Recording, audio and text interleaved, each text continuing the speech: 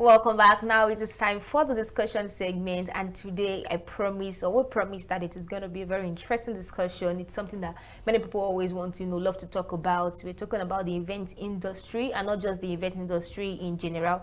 We're talking about client service management in the event industry. We know the event industry is quite large. We have different fields in in an event. We have like the food, where you have the caterers, you have decorators, you have the lights, light and effect. There's so many, the security.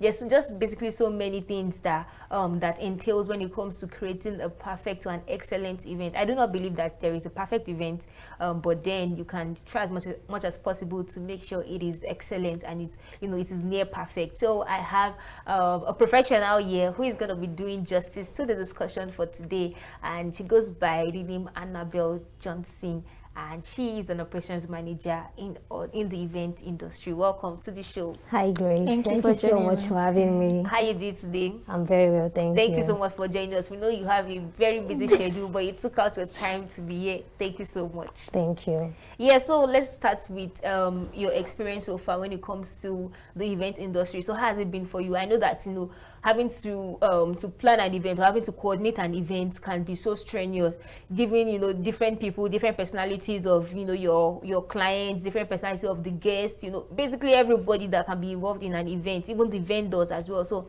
how has the experience been for you so far? It has been an awesome ride and also a tasky one, because as we know, the event industry is large, yes, and planning an event is not a small thing. At all. I can actually relate with that. So I hear people say it's not just planning, but it takes more than planning. You have to coordinate, you have to delegate duties to different hands, because of course a planner cannot be everywhere. Very true. And with my experience in coordination, I can tell you that planning is not a simple thing. It's just knowing how to manage your clients and also manage your team. Having the best team can also help. Yes. Yeah. So thank you so much.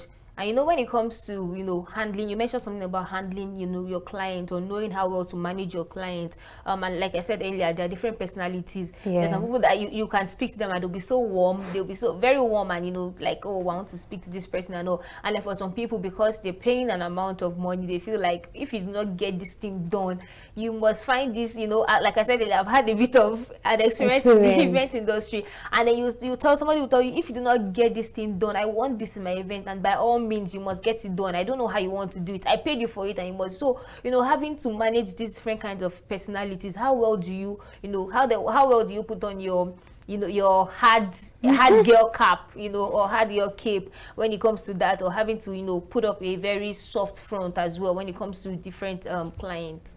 Okay, so funny enough, I've met different clients, both the calm ones and the rude ones, all manner. And I would say it's not easy. People are entrusting their funds with you to plan a great event, and if you flop, they have every right to be angry. And especially if you are a lady and you have a small stature. That's another angle on it. If you are a lady and you have a stature that they feel like you cannot do a good thing, I would just advise that you stay firm to your words, be very professional, be very flexible. I guess some coordinators, some planners are not flexible with their decision, but anything could happen. What would you do when those things happen? So one key of being a great event planner or coordinator is to be very flexible. You can improvise where need be, and you can also change some things. Handling those clients, that's not been easy, to be very honest. Coming from my own part as a client service personnel, you have to be patient, very patient, because people give you their money. You have to be very patient. Now, study your clients. Study them, know the manner of approach you use, know how to approach these clients. So every client, they have different approaches. So know how to approach a client, know what to say, know what to do, know how to comport yourselves. Some clients don't like a scattered person, and some they like playful people, and they like you being everywhere. So when you get and they see that, oh, you're running, that shows some clients, some clients want to see you for every event. They want to see that you run like this, you run like this. Yeah, you cannot just be one. You might be doing a lot, but they did not see you, you did not work. So you need to know how well you need to know how well you can communicate with your client. I think with these few things, you could plan an event well. Thank you so much, Anabelle, for sharing all these things. I want to ask, you said that you've met different clients and you've worked with different clients, and these clients, they come with their different visions, like what they want you to do. So how do you manage a situation whereby these clients want this thing, but their budgets, they want a thing bigger than their budget restriction? Do you understand? Yes. How do you manage that kind of situation? Sometimes I would advise you source for vendors that are within that their budget. You source for them, you send them the pictures, send them the videos, tell them the prices. If they really want it, they pay. If they don't, still send them something within that budget, so it doesn't look like you surprise them at the end of the day with something they don't want. So communication matters. Communicate with them, send them pictures and videos, source for these things, even down to the event venue. Go there, check yourself. Don't assume that this person don't assume that your clients will like this because it is within their budget. And if they cannot settle for it, I just feel you let it go. But if they can, then you move on. That you can do. And yes, still on that, some clients can be very indecisive when it comes to choosing stuff, and they'll be like, oh, I want this. The next day they call you. You might have almost probably booked for that item, and the next thing they call you and say, oh, I want to change my mind. I want the other thing. The next day they call you again and say, I'm sorry, but I think that I will go for the first one. Having to to manage their changes and their indecisiveness, it can be a whole lot, on a person, on you as a person, your mental health, and you get tired. Yeah. So how do you have like a number of times you can tell the client, say, okay, you can only change this thing for 4 times. Once you get to the fourth time, then anything you choose is the final, or you just let them keep on going, changing it as much as they like. Funny enough, I have not really experienced that, but I would advise you let the clients source for these things themselves. If they are very indecisive, let them, if they want a cocktail person, they should bring who they trust, who they've gone through their page, who they think can offer those services well for them. Because if you source for it and at the end of the day they don't like it, the blame and everything is on you. So let them. But I really don't think it's advisable to give. A client has paid you, now sending them to go and source for this thing. Like I said, I have not experienced it, but I would advise communication again. I would advise you speak with this client.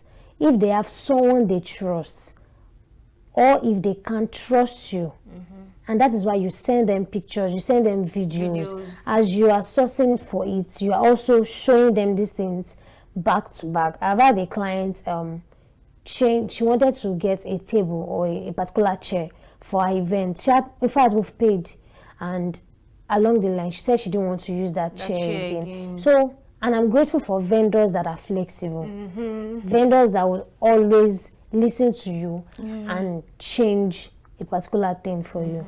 And so the vendor changed it and added the one that she wanted.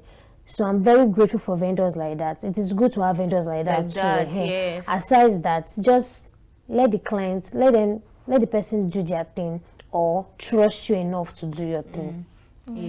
Speaking about vendors, or speaking of vendors, how do you choose the particular kind of vendors that you want to buy? Because on Instagram, some vendors, they do no refund. They do you advise someone that wants to do the kind of work that you are doing? Do you advise them to patronize this kind of vendors that are not really flexible and per se, like they are so rigid in their order, like they don't do refunds, they don't, you can't change another order, you have to pay for another one? What do you advise upcoming people that are interested But as a business owner, are you supposed to do no refund? There are very plenty on we have Instagram. so many people that are so many on on social media, like, okay, they no refund. They give you that red X sign. Yes. Well, I would advise that they don't, because if there are some vendors that are disappointed, they did not meet up with a particular call time or event, and they say there is no refund. What do you then do? So I just think once you see a no refund signal, run away from it. And that's and also speak to colleagues. Speak to colleagues like you. Ask for vendors. Go through trusted pages. Check the vendors they use. Speak to these people. Most people, they know more than you. So communicate with your colleagues, whether the ones that are new or the ones that have gone higher than you. Ask questions so that you can source good vendors for your event, because aside the planner and the coordinator, the vendors too, they make sure an event goes well. If your vendors are not trustworthy and they are just anyhow, the event will not go so well. So it is good to source good vendors, ask questions, ask questions, meet people, talk to people. Do you know where like people can get community of people that they can ask questions, actually, for newcomers in this line of industry? Also, I know in the event industry they have a community. They have a community. They have a community on Twitter. They have a community on Instagram. Once is if this said person reaches out, and I'm very sure he or she would be accepted in the community. So. So let's talk about the client service management industry at large. Now we see that just beyond the event space, we also see people having to manage either customers or clients online, or even in physical spaces in an organization. There's always a need for a customer.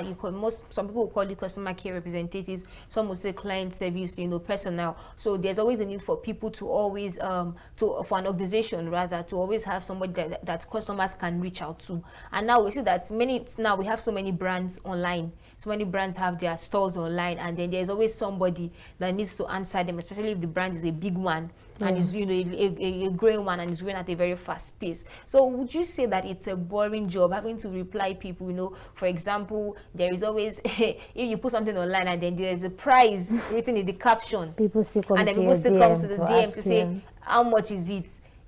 Having to reply that person, and at least I know that for a client's personnel, you cannot be rude. That is the number one rule. You can't. You dare not even be rude. That is, a person losing his or her job. So, don't you think that having to answer like the same questions over and over and over again, isn't it boring, or do you think that there's a point where it becomes interesting for people that have an interest for it? Okay, so I won't call it boring. It's not boring. It just takes a lot, and like I said previously, different approach for different people. I'm not sure you are supposed to use a particular how do I put it, a way of talking to customer A is the same way you talk to customer B. No, every message you get as a client service is very important. No one is less important, no one is more important, but you have to go through them and start from the ones that need direct attention immediately. Urgent attention. You need to start from that. It's not an please, kudos to all client service personnel. It's not an easy job. It's not.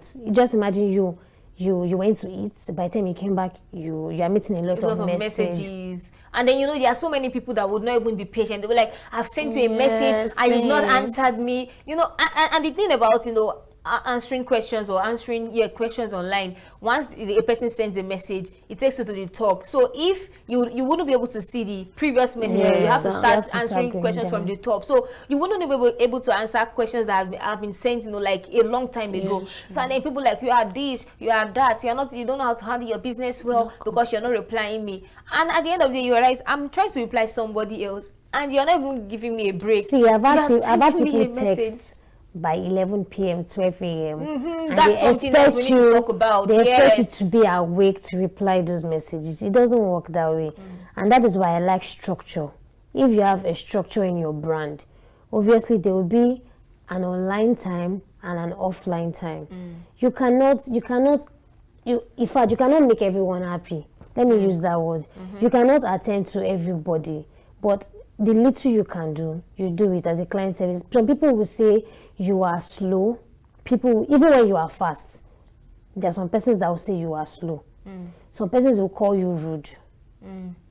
It is there. And I'm not saying a client service person has to be rude, no. But some people will call you those names. You cannot answer 50 questions at the same time. Very true. Customer, client service personnel, they are also human beings like us. And for having to type and before you respond, and except you are using an automated response, or you can also maybe put in a number and then you get the response. They are humans too, and I think understanding comes in, understanding and communication. I remember the previous brand I worked with. I would always be scared to even drop my phone and do something else, because I know a client to send a message. Yes. Even when I'm not even sure of the answer to give, I still need to respond to it so the person doesn't feel ignored. So it's not boring, but it takes a lot. It comes with so much. Okay.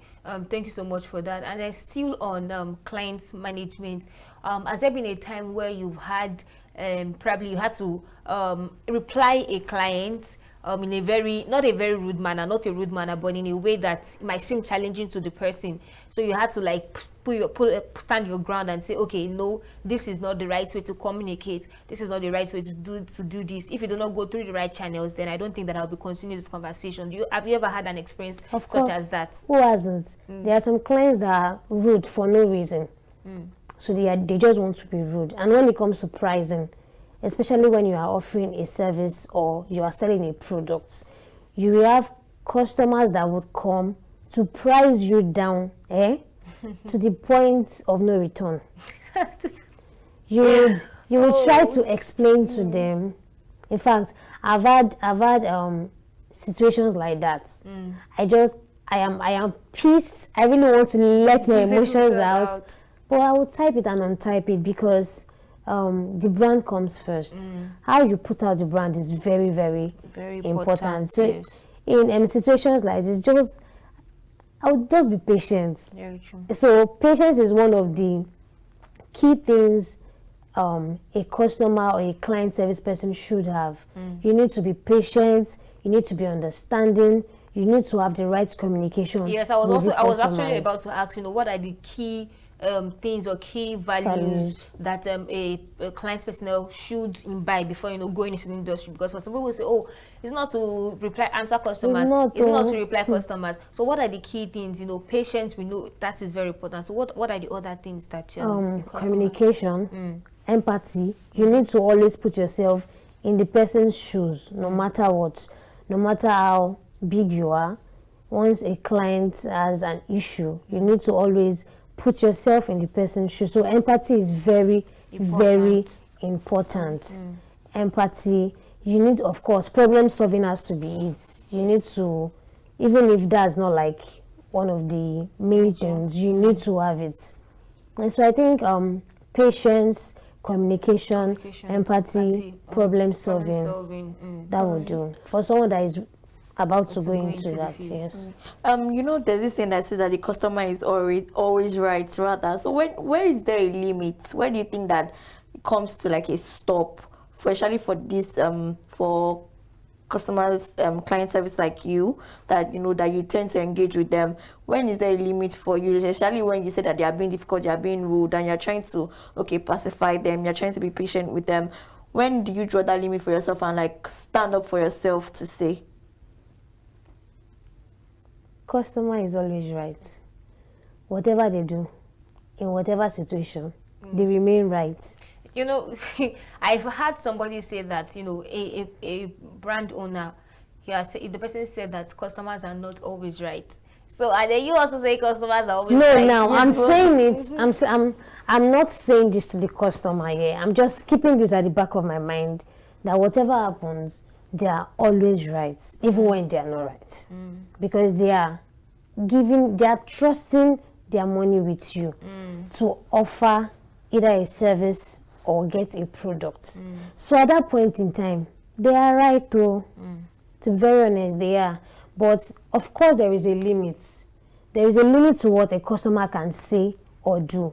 And at that point in time, in as much as you are trying to be blunt and also be direct, try as much as possible not to be rude. You can communicate in a way that even the customer would attest to the fact that he or she is wrong. So you don't have to be rude. You can be direct. Communication is like one key thing. So knowing how to communicate your words to them, that will still make them know that what they are doing or what they've done isn't right. So there is a limit. There is a limit, but you should always have it at the back of your head that these customers are right. But you don't let them know that they are always right. So that is where you draw the limit. Okay, so at what point would you say that you've done right by a customer, you've done right by a client? Say now we're talking about the event industry, and then, you know, at what point would you say, oh, I did my job well, I did my job, you know, I did it excellently? So what point does that fulfillment come in for you? For an event, yes, obviously it's after the event. There will be so much chaos during the event, especially when they are not giving food to a particular side and they're giving food to a particular side. At that point in time, the client is not saying what you are doing, no. They are not calm to understand that you really planned a good event till after the event. And you start getting reviews and start getting notes from the clients that you've done a perfect job. If they have not done that, you have not done a good job. So you have to wait for them to say, oh, Annabelle, you've done a good, yes, to get a feedback and say, oh, Annabelle, you've done a good job. But if they've not said any of that, that means that, you know, you cannot just think within yourself and say, oh, I think I've done a good job, let me pass myself on the back. You might actually plan a well-organized event. You are proud of yourself. But to be honest, until the client says you've done well, then that is the only way you've done well. I have been in events that people get the guests start asking for your card. But then at the end of the event, the client is not satisfied. Now, would you say you've not done a good job? Of course, if you've not done a good job, people will not ask you for your card. Exactly. You cannot satisfy everybody. But just you said something when you started, be very professional. Do a near perfect job. Make sure your work is excellent. Once you've done an excellent work, I'm sure you've done great. Thank you so much for that, you know, beautiful conversation. Do you have a question? Oh, I think I wanted to say something. Okay, so thank you so much for that beautiful conversation. I wish we could go on and you know, talk about this, but we're actually running out of time. Thank you so much for joining us. Thank you and so I'm much. Sure our viewers have enjoyed this conversation. When it comes to managing clients, when it comes to handling customers, it takes a bit of, or not even a bit, it takes a lot of patience. You need communication, you need empathy, and of course you need to know how well you can communicate with your clients. I think that when you put all of this together, then you achieve success, or you'll be able to gauge your customers or your clients can say, oh, you've done something good, or I've had a perfect service or product when it comes to your brand or whatever you're offering. Yes, so we're on a short break. We'll be back with Daybreak Africa. To stay with us.